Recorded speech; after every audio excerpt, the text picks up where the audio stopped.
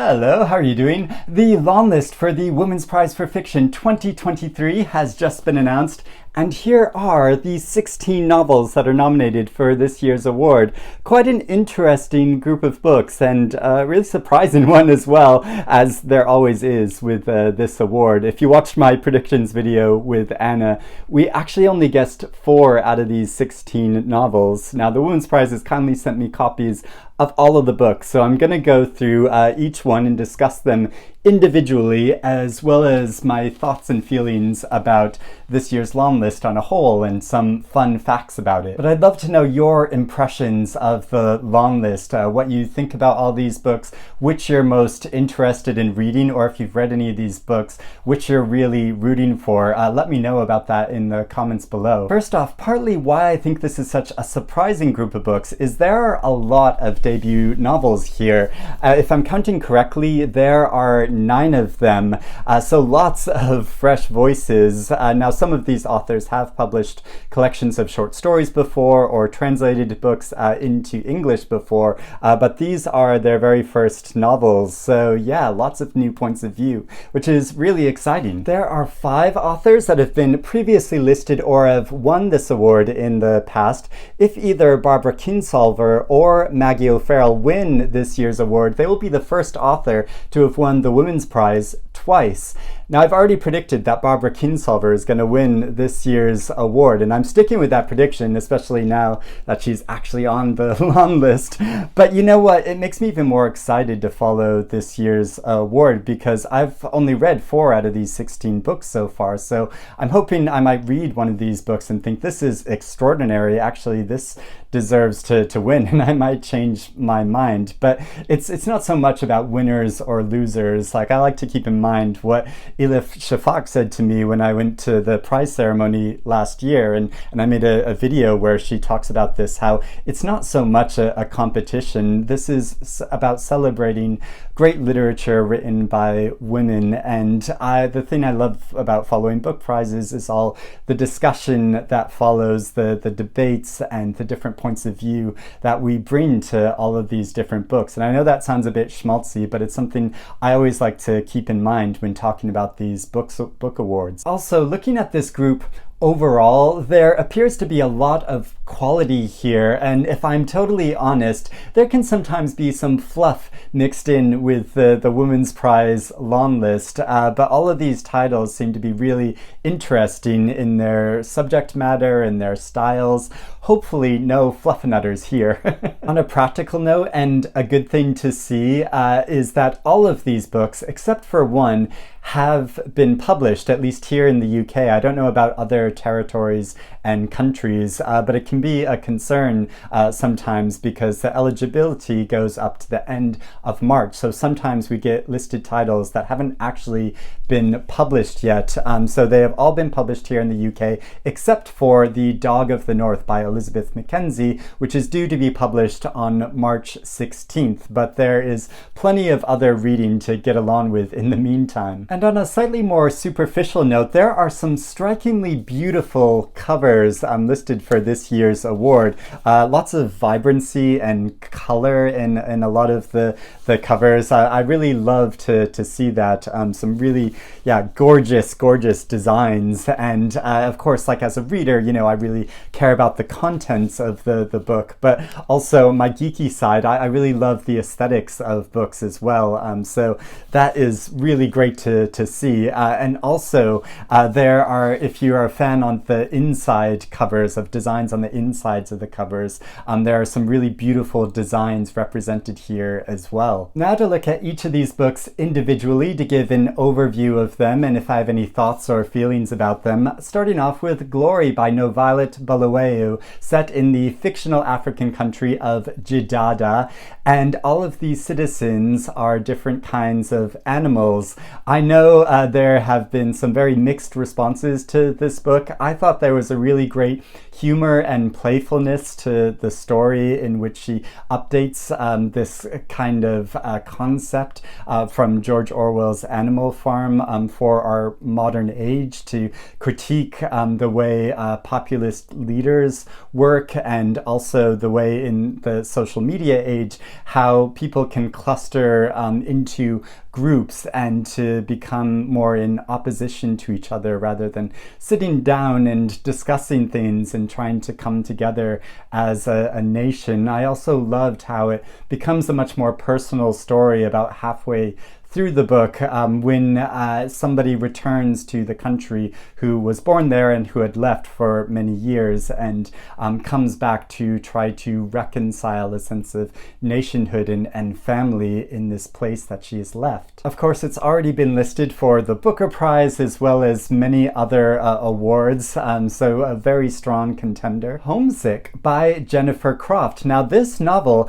has a really interesting history to it. I believe it was originally written in Spanish and published as a novel. Then it was rewritten, not translated, but rewritten by the author, and illustrations and images were included in it, and then it was published as a memoir in the United States a few years ago. Then it was rewritten again and published here in the UK last year. So it's a story that's gone through many different permutations, and it's really interesting to consider, knowing that Jennifer Croft is a translator, and she's no stranger to book awards because she's previously translated Olga Tokarczuk's novel Flights, which won the International Booker Prize, and that's an award that awards both the author and the translator of the work, and she's translated many other books, but this is her very first novel. Now that none of that might matter, because what the story is about is a coming-of-age tale about two sisters who are very close to each other, and they're very close to a teacher who has a really big impact on them, but it's also about how one of the sisters has a serious illness, and then so it's readjusting their expectations and understanding relationship with each other over time as they get older. Fire Rush by Jacqueline Crooks, another debut novel. This story is set in the late 70s and early 80s and follows the life of a young woman who gets really involved in rave culture and is really inspired by dub music, but because of the political climate, she gets caught up in gang culture and police riots between London and Bristol and Jamaica. It's described as a state of the nation novel and a portrait of Black womanhood.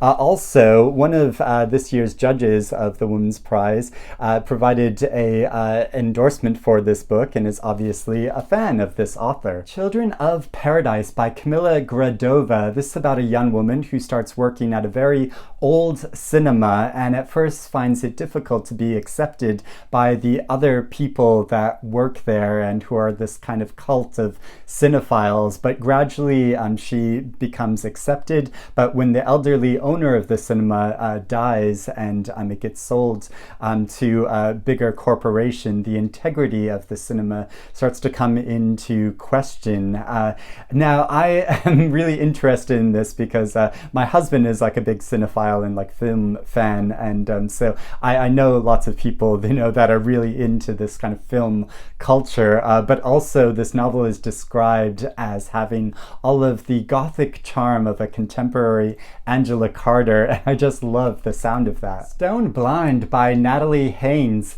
This is the story of Medusa, as it says on the cover, who was the only mortal amongst gods. Now, when Poseidon started to get really messy, a goddess took her revenge partly upon Medusa and turned her into the figure that we all know as having snakes for hair, and anyone she looks at turns into stone.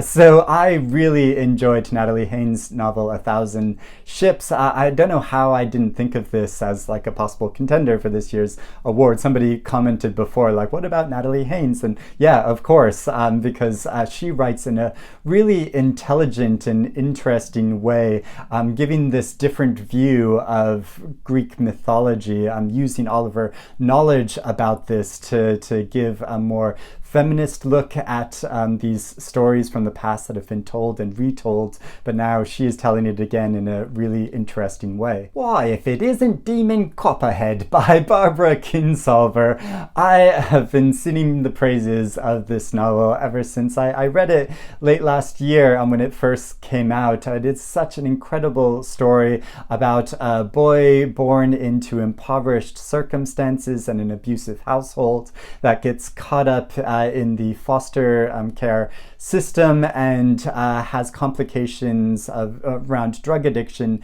due to the opioid crisis. And how Barbara Kingsolver updates this Charles Dickens tale for our modern era to bring to it all this moral awareness of the things that are going wrong in our society and how some of the most vulnerable people are falling by the wayside. And it's how she brings his story to life and his voice, which is filled with so much vigor and wit and humor, and he is so endearing, but also I think it's important, he's not a perfect individual or character. He makes mistakes, and we see the flaws of his character as well as his many strengths, and it's very understandable that he makes mistakes sometimes, considering all of the very difficult things and trials he goes through and survives. I think it's just an absolutely incredible book. I know it is very long, but I found it completely absorbing. Trespasses by Louise Kennedy, a really striking debut novel set in Northern Ireland about a woman who is a school teacher and also works part-time at her family's pub.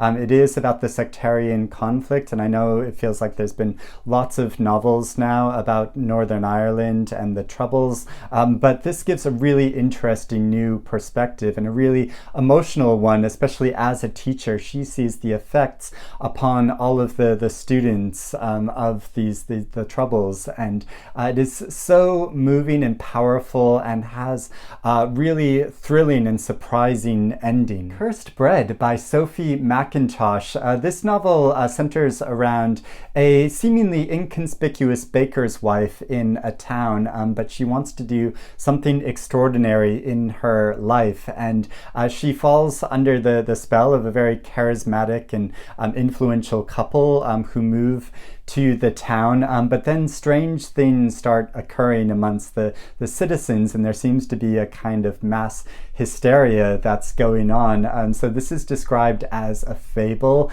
and I think Sophie Mackintosh writes in such an interesting and compelling way. I really enjoyed her novel, The Water Cure, and I was just reading a review of this book that describes it as really her best novel yet. So I'm really excited to read it. The Dog of the North by Elizabeth McKenzie. This novel is about a woman who has a lot of problems in that her marriage is over, she's lost her job, and she's lost her parents. Her parents have gone missing in the Australian outback. Her grandmother has fallen under suspicion because she possesses an apparently very dangerous weapon. So this woman decides to leave it all. She gets this van called the Dog of the North and inhabits it and drives away to try to find a new life for herself and potentially new love. Now, I loved Elizabeth Mackenzie's previous novel, The Portable Veblen, which was listed for the Women's Prize before, and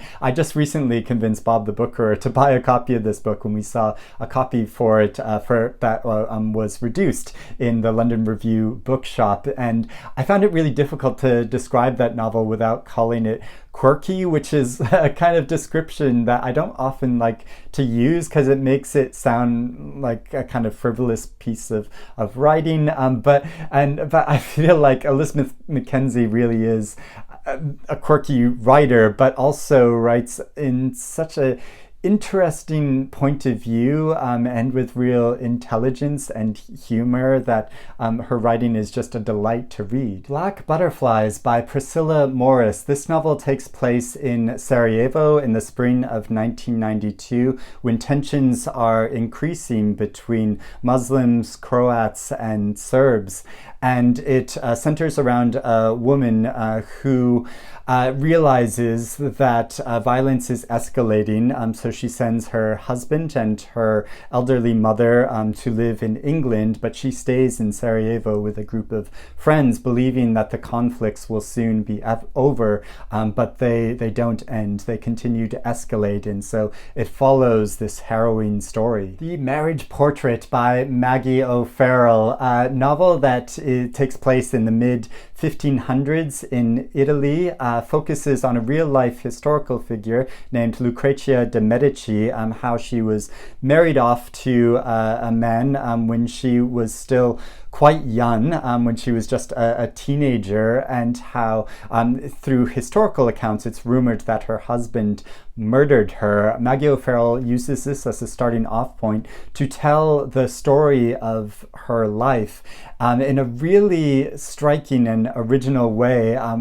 that's filled with so much sumptuous detail and description as she describes the palaces she resides in and life at that time, and gives this really emotional portrait of her inner life and struggles in these very constrictive but privileged circumstances. I found it absolutely compelling to read. It is such an incredible historical novel and also like absolutely beautiful. I mean, look at this and the inside. I'm a Fan by Sheena Patel, a novel about a woman in a seemingly unequal relationship where she's critiquing the man that she is with, but also critiquing herself. It explores issues to do with obsessive love, race, privilege, and power dynamics, but also our social media age and our need for attention on these platforms and the way people can obsessively follow each other on social media. Now, Anna was in the midst of reading this novel when we made our predictions video, and she was really enjoying it. This is a new paperback edition of the novel, but Anna talked about how there was this lovely hardback edition of the book, and that's what this was. It was published by Rough Trade Editions, but this new paperback edition was published by Granta. Pod by Laline Paull. This novel centers around a dolphin named EA, or EA. I don't know how you would pronounce it, but I kind of instantly connect with this dolphin because EA are my initials, Eric Anderson, but she is a dolphin that has a form of deafness that means she's somewhat alienated from the other